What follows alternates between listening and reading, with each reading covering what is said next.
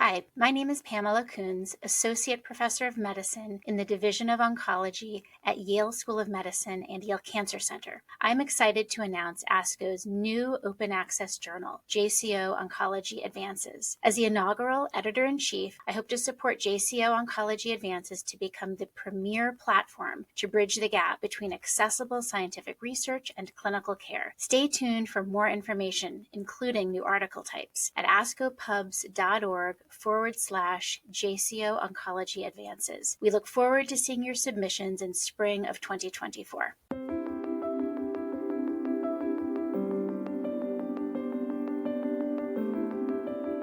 Warm Companion by Meaghann S. Weaver, M.D., M.Ph., Ph.D. We were introduced at the front desk of a small-town diner. By the time we reached the parking lot, we had committed to cohabitation. I pulled over to a small-town soul restaurant. Standing at the long counter, I waited for a carry-out dinner for the long drive home from a rural hospice visit. As a closing weekend in hunting season, I was the only one in scrubs and a mask in a diner filled with camouflage and deer antler decor. The guy next to me was loudly complaining to his hunting buddy how his new puppy was gun-shy and let the birds go. Good for nothing. I mumbled that as a pediatrician familiar with gun violence and firearm accidents, I'm also gun-shy, and jokingly suggested, well, maybe you'd be a better pal for that whelp. One look at those puppy eyes from the cargo bed, and I emptied my wallet, handed him my uneaten to-go box dinner, and carried his pup to my car. No more guns, I whispered as we hit the highway. She joined our little family at the onset of COVID-19, snuggling close to us in the midst of the pandemic's physical distancing. I had planned to name her Agape. Her first collar tag jingled with the idea of a universal, unconditional love that transcends and persists regardless of circumstances. My kindergarten-age daughter insisted on calling out Lovey as she followed the new pup all paws around the house.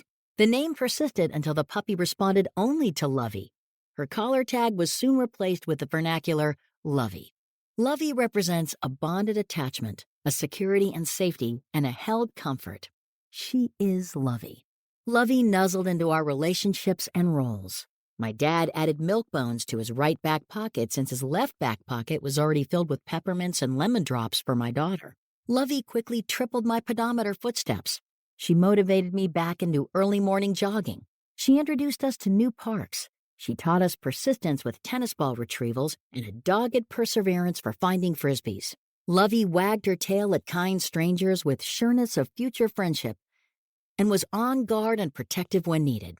She mastered the Labrador lean, offering my shins a counter-pressure under the telehealth tabletop. She reminded us of the power of instinct and interaction. She represented goodness.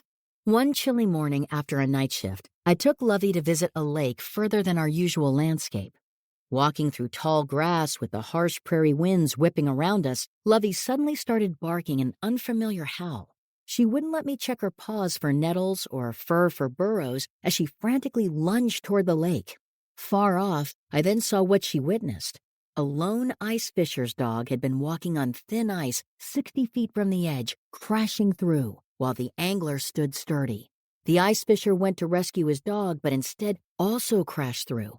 They both thrashed and struggled in the freezing water.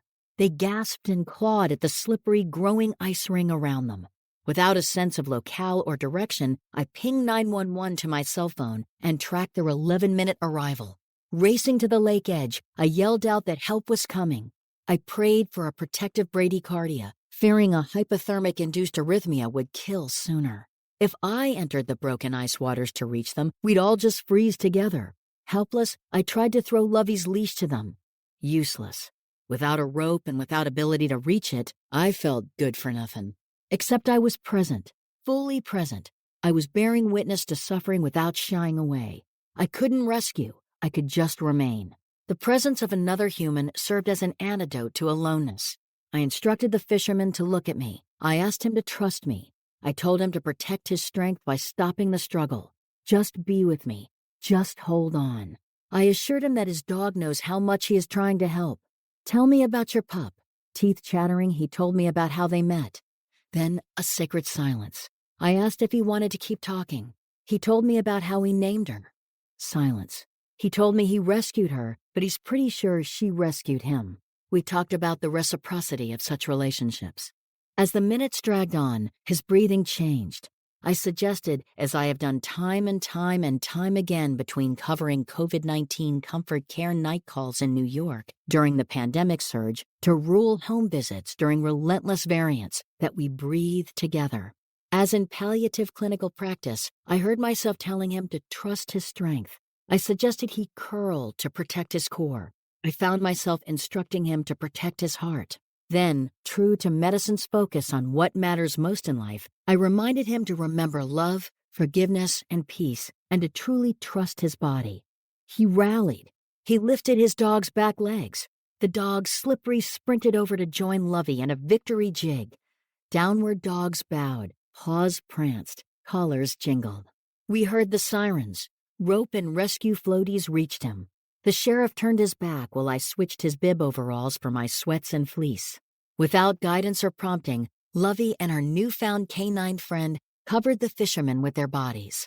They covered his core and licked his face. Our faithful companions warmed him. They remained silent and still as he started to stir. Their patient presence and warmth brought healing. After a prolonged silence filled with just gentle presence, his chattering teeth started to form words. His dog barked in recognition of a familiar favorite voice. Companioning represents sacred stillness, not frantic fixing. Companioning means being present to another's grief, pain, or suffering. Companioning represents profound presence rather than rescuing. A primary tenet of companioning is bearing witness to the struggles of others without shying away. As I tried to add warmth to the pile of pups, I thought about how we've all been walking on thin ice in medicine, especially during the pandemic. Companioning applies to contingency or crisis phase. Companioning has meant holding up the iPad for telehealth hospice goodbyes during visitor restrictions. Companioning has meant tirelessly advocating for vaccinations and masks without judgment or unkindness. Companioning has meant pivoting to telehealth to continue to caringly check in on patients with immune system vulnerabilities while protecting them from clinic exposures. Companioning has meant wiping the brow of a colleague when they can't reach past their protective layers. We haven't been able to rescue the curve or fix the surges. Still, companioning means being present for each other and our communities to offer healing warmth in a cold world.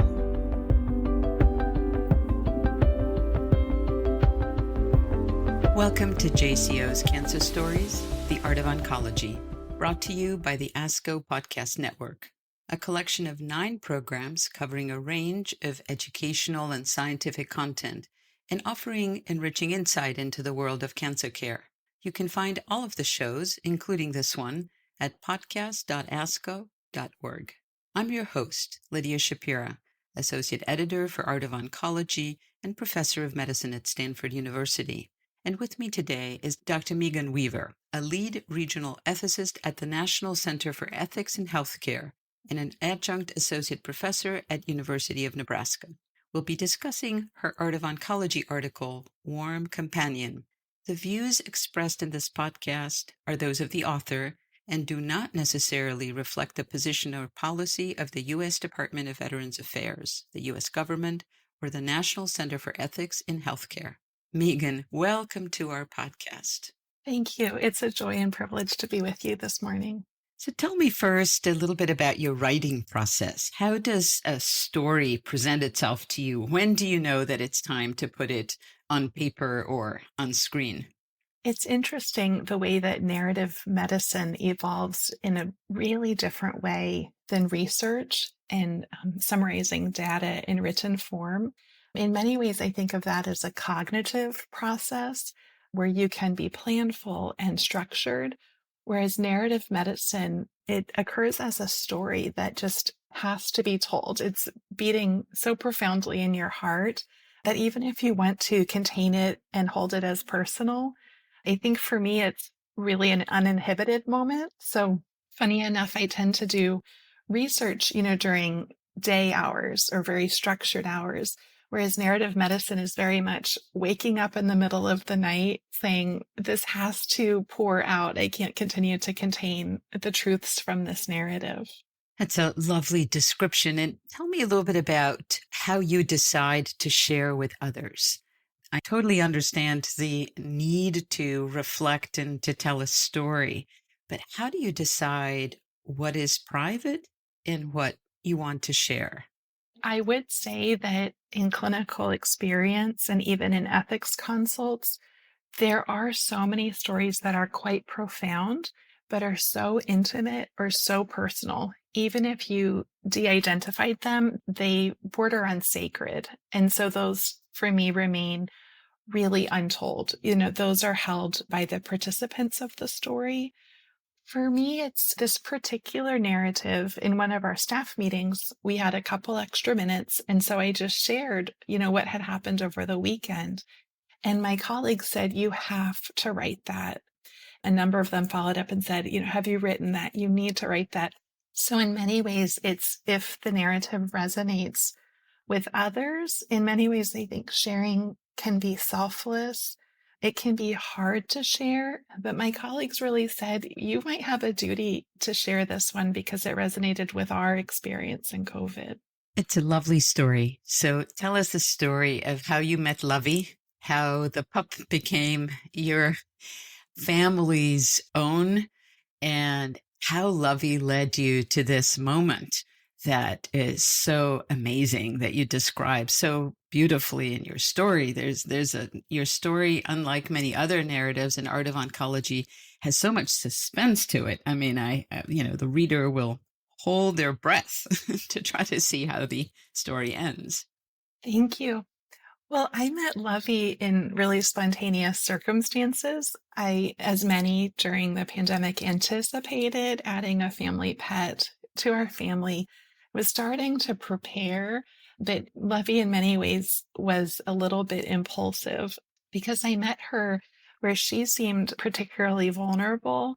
And I just experienced a time of seeing that she might have been in an environment that wasn't actually drawing out her strengths. So she wasn't living up to the hunting dog persona. And so in her community, she was maybe perceived as not useful or not productive.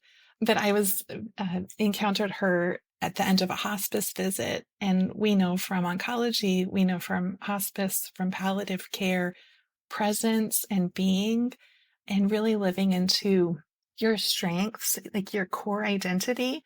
So I encountered her and noted that she's really gentle and she might not be a hunting dog, but she would have such joy and contribution to the right community and the right setting. And so in many ways, it was an impulsive attachment. And then she so quickly nuzzled right into our family and brought so much comfort and truly brought companionship. And she helped us to re-engage and live life with a deeper level of fullness. That's Lovey. Sounds absolutely wonderful. How old is Lovey now? She just turned 2. In your essay, you talk a lot about companionship. You also mention the concept of bearing witness to another's suffering or crisis, and you talk about presence. Can you tell us a little bit about these 3 concepts and how they came to you so clearly as you reflected on this incident? And perhaps you should tell our listeners also what actually happened, what this story is about. So the story is about, after a particularly challenging night shift, I took Lovey for a walk in a lake, which is a further distance from our usual geography. And it was deep winter. There was an ice fisherman out about 60 feet from the lake edge. And it's very common in our community that ice fishers, hunters bring their dog with them. It's just a partnership. And this particular pup fell through the ice. So Lovey and I were walking quite a distance from the lake, and she just had this really impulsive shrieking. I thought she was wounded. She had this really strong instinct of another animal's injury or needing rescue. And so she was really pulling me and lunging me So I followed her, actually pretty nervous because she was acting so out of character. So I followed her and she brought me to the lake's edge. And then I saw the fisherman had also fallen through in his attempt to rescue his dog. They were too far out. I tried to throw her leash. There was no way for me to rescue, which, as you can relate in our calling in medicine, we're trained to rescue, we're trained to fix, to intervene. It felt so counter natural. It felt so counter to training. And so just calling out, connecting with him, trying to let him feel that I was really close, even though I was at quite a distance. I called for help. I pinged 911 to my phone. I had no idea really where I was other than somewhere very rural near a lake, a frozen lake. And so I pinged them to my phone. I just continued to reassure him help was coming. And I just asked him to stay connected with me. It was clear that his dog gave him such meaning, the fact that he would sacrifice his safety, to rescue his animal. So I tried to engage him in narrative. And it seemed what was most helpful for him was less when I asked about him as the fisherman or as a human, and more when I asked about his dog and how he was connecting him back to what mattered to him. And so, very long story short, he was able to rally, just like we see in end of life for many of our patients, this final rally. So he rallied and lifted his dog, who came to us, and we had a really sweet reunion with his pup. So the sheriff arrived. It took about 11 minutes, and I was quite concerned physiologically whether we would sustain life in the time gap. So the sheriff arrived. He was able to throw ropes and rescue floaties, and the patient was able to then be retrieved. He was pretty uptended when he came out of the water, but was able to hold onto the rescue equipment and to just be then pulled to safety and warmed really with our two dogs just laying on him, licking him. Very instinctually, they just covered him. And it was just their warmth and being present. And I think that's what we see in medicine often, when disease is progressed and we were sort of past our biomedical ability to intervene. In many ways, there's still profound healing. And for me in this narrative, the healing was human warmth and the presence of living beings and companioning, remaining present, bearing witness to someone who is really struggling, bearing witness without thrashing around, feeling like the only help you can offer is fixing.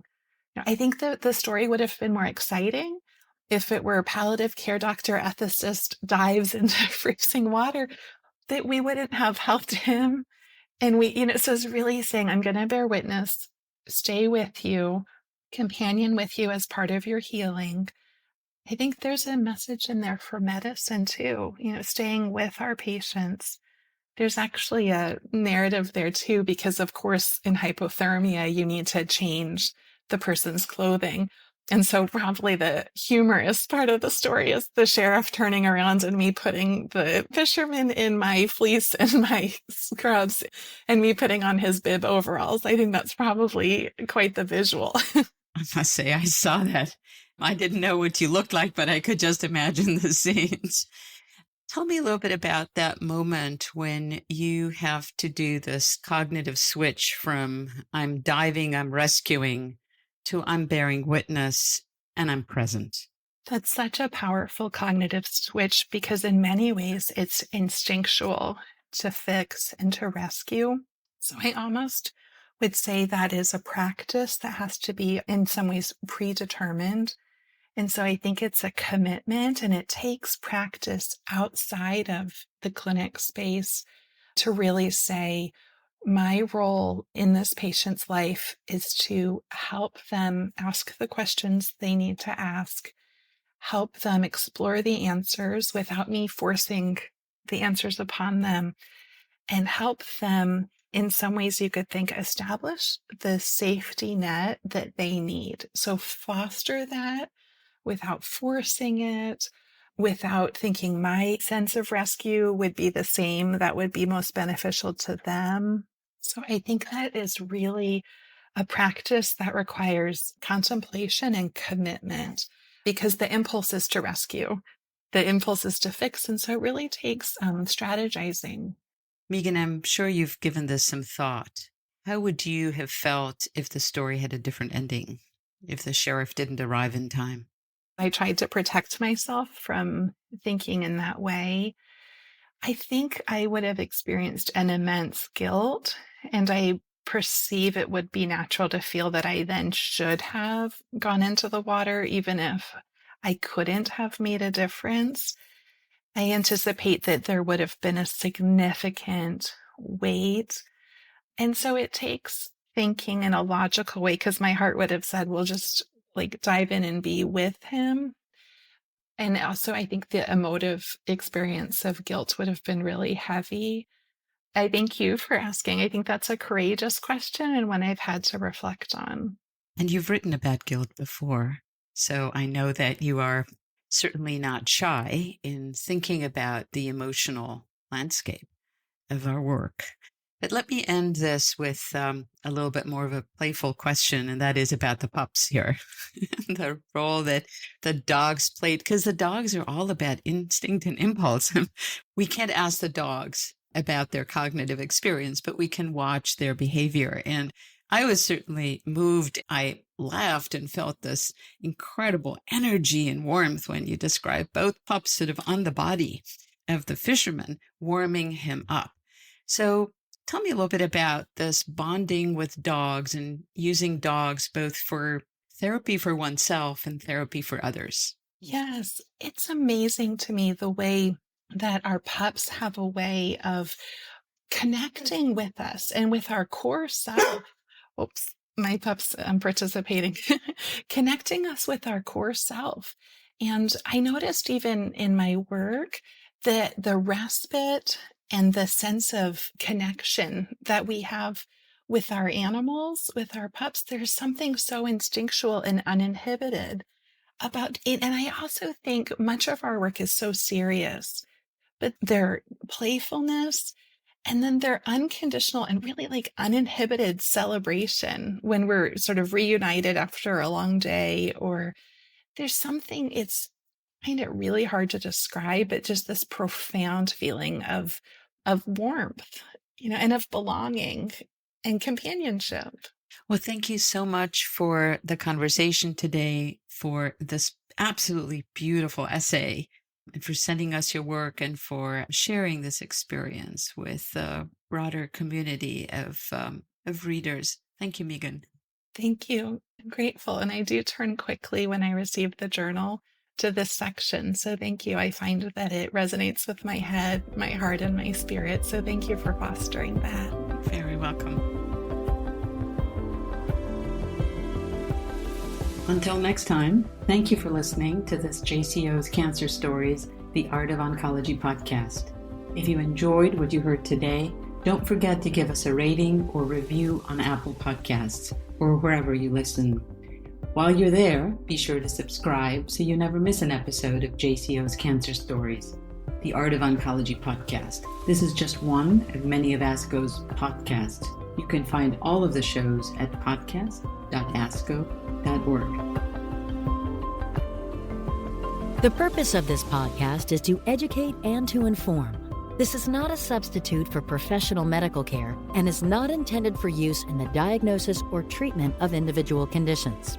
Guests on this podcast express their own opinions, experience, and conclusions. Guest statements on the podcast do not express the opinions of ASCO. The mention of any product, service, organization, activity, or therapy should not be construed as an ASCO endorsement.